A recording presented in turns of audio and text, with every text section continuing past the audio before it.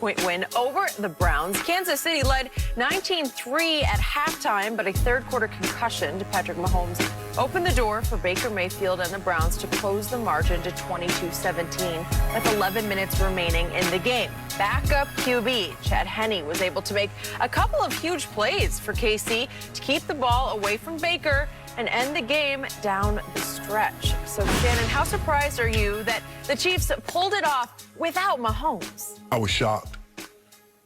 I was really, really shocked, considering Henne had really never started a playoff game. I don't even think he had thrown a pass in a playoff game, Skip, in his, 13-year career. Yeah. So I'm saying to myself, it's over. They didn't put enough separation between them. They give Cleveland credit. They made them kick the field goals. Buckner missed the field goal, missed the PAT. I don't know what it is. It's just something about when the guy missed a PAT, all of a sudden it seems like the touchdown don't even mean anything. I agree. It seems like Green Bay. I'm like, geez, because you all excited, like, yeah, we about to go up 7-0. He missed it? Yep. No Mahomes for the final 22 minutes of the ball game. KC left 4 points on the field. As I said, a short field goal, missed PAT. Baker threw the interception. Honey Badger did unbelievable. Honey Badger might have some of the best instincts that I've ever seen on a player. If you look at the interception, Skip, he starts in one place. He looks like he's going to rob the coverage. He baits Baker, knowing, oh, he's going to throw this ball to Jarvis. He darts like he's going to go to the left, and as soon as he releases it, he jets in front of Jarvis and picks it. He has unbelievable instincts. But, Skip, Baker has to win this game. They got an interception. Had Chad Henne, I don't know where the hell he was throwing this ball, Skip. He overthrew the guy, and Carl Joseph Fair caught the ball in the end zone.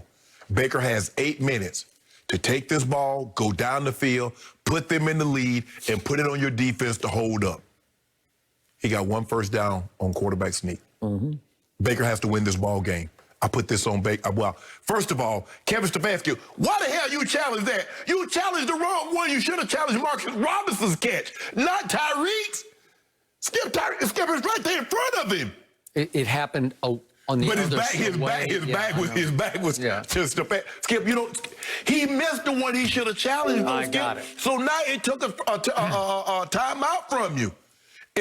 But I thought they got away from the run too early, Skip. I mean, they only had, 22 rush attempts, not enough. Baker had 37 pass attempts, and if you look at the second half, when they started running the ball, Chubby started running it. He did. Kareem Hunt started running it. Yep. And I'm like, why would y'all get away from that? And why would y'all get away from that? But, Skip, Baker has to win this ball game. But I keep telling you, Skip, when they were down 3 scores and there's no pressure, everybody's like, oh, this game over. There's no pressure. You see Baker go right down the field. Oh, he hot dogging. He wheeling and dealing. He running for first down. But now, all of a sudden, it's 8 minutes. You're down 5. Okay, come show me what you got. Show me what you're working with, bro. What do you do, Skip? My turn? Hey, your turn. I thought he played extremely high-level football yesterday, especially for his first playoff run. That Chiefs defense is not only more talented than you think, starting with Honey Badger and those 2 studs they have rushing the passer, but it is extremely well coached by the man who coached the Giants defense to beat Tom Brady in the first Eli Super Bowl, Steve Spagnuolo. I'll get to those plays in just a moment, but let's go first to that play late in the first half, the Rashard Higgins play. And it's going to cut the score to 16-10. And it was a sweet throw by Baker, if we could see it, on a 1st and 10 play. And Rashard Higgins is loose to the goal line. Kevin Stefanski took him to task after the game and said, we teach, you don't extend. That's Coach Belichick. You notice New England never does that, Skip? For that very reason. Just don't extend because it's too dangerous, because the rules are rigged where it's so penal, because that's almost a death sentence. Yeah, it's like you lose, you're an inch away from a touchdown, and all of a sudden it's their ball all the way back at the 20-yard line. You don't even get Skip, at least give you the ball back. Say, okay, you know what? We're going to give you the ball back at the 30. You don't even give him the ball back. You take the ball from him. He had the first down. He had the first down, and it's going to be 1st and goal at the 1. If you just duck and cover at that point, 1st and goal at the 1. But Sorensen comes flying in and clearly helmet to helmets him. Right.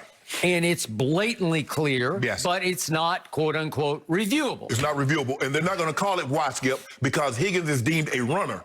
He's not defenseless. They don't look at it like that. Now, Skip, they're going to review this. Now, I was told yesterday, I talked to someone in the NFL office, they're going to review this in February and March, as opposed to having him calling it on the field. But, Skip, the official is looking, okay, is he at the line? You're not even looking at the helmet. You're right, No, exactly. It's easy for us to see on review. Exactly, because we didn't see it at the time it actually happened. You weren't thinking helmet to helmet.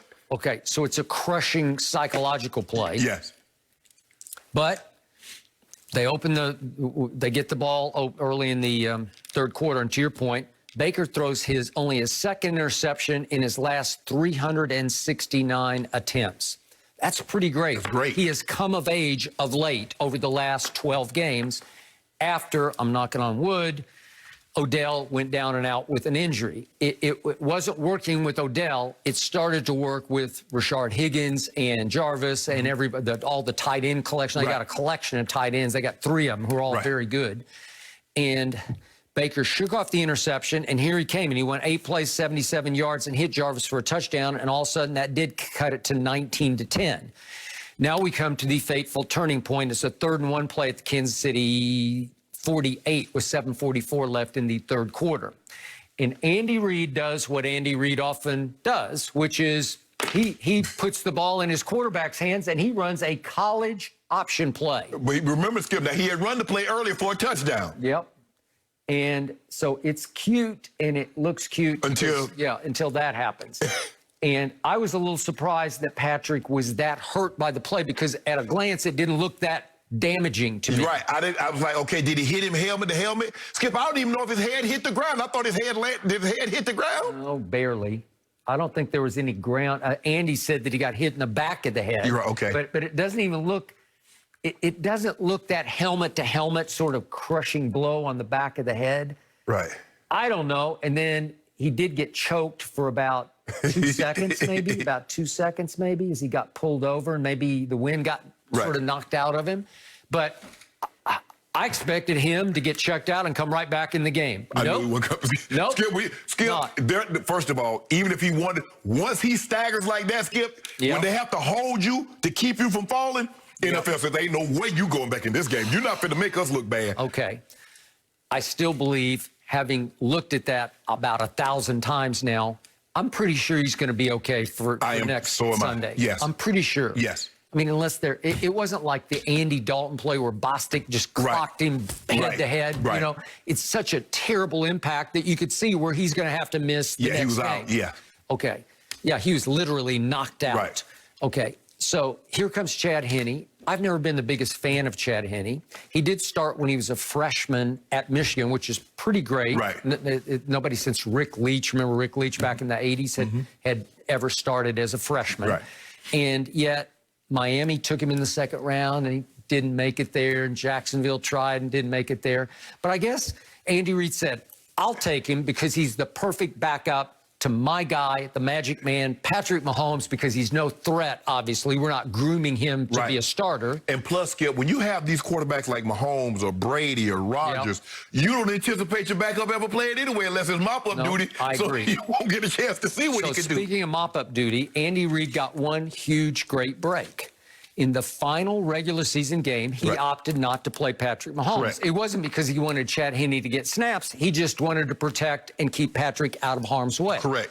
And I would have played him a quarter just to give him a little flow, a little rhythm, because it's going to be too long. It's going to be 3 weeks. But no, he went with Chad Henne. Well, how lucky was Andy Reid yesterday, because Chad Henne had gotten to play a whole game. Correct. Where he got in the flow. He's 35 years of age. He's done this a lot before. He started a bunch of games. So it wasn't shocking for him to get action. Right. It wasn't like that, what's that kid, Tyler Huntley, who got thrown into the fire at Buffalo the other night in the fourth quarter. That's hard, man. You're a rookie out of Utah, undrafted. Good luck with that. And Henne's been basically a backup hit for the better part of his career, so he's used to coming off cold and doing what he did. He is, but he's also been a starter. Correct, and so he gets it. Yes. He knows it. And yet, I was, except for the interception, which was not smart, but other than that, he comes right in and they move right down the field and get a field goal. Yes. That put them ahead 22-17 thanks to Chad Henne making plays. So here we go. And now we come down to the fateful Baker series. After the interception of Chad Henne in the end zone, that's 8-10 left to play. So Baker comes out and gets one first down via quarterback sneak. And then here we go. 1st and 10, they try Chubb, and he goes nowhere and loses a yard. So now you're 2nd and 11, and now these two fateful plays happen. Guess what Spagnuolo does? He brings the house. They are all over him, and they got a screenplay set up, which was the perfect call. But the side they run the